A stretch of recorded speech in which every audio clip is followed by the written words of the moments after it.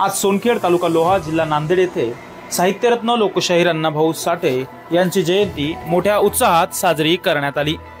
यावेळी सोनखेड पोलीस स्टेशनच्या सहाय्यक पोलीस उपनिरीक्षक वैशाली कांबळे यांच्या हस्ते ध्वजारोहण करण्यात आले।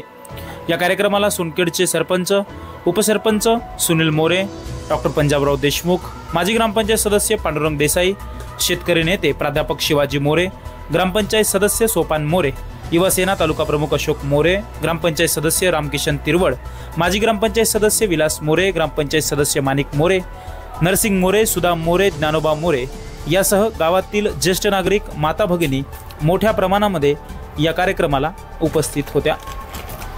आपल्या जीवनाचा मार्ग सुखकर करायचा असेल तर शिक्षणाशिवाय पर्याय नाही असे प्रतिपादन यावेळी पोलीस स्टेशनचे सहाय्यक पोलीस उपनिरीक्षक वैशाली कांबळे यांनी व्यक्त केला।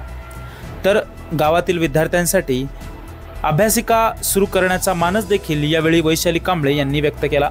तर गावच्या सर्वांगीण विकासासाठी मी कटिबद्ध असे प्रतिपादन यावेळी सोनखेडचे उपसरपंच सुनील मोरे यांनी केले।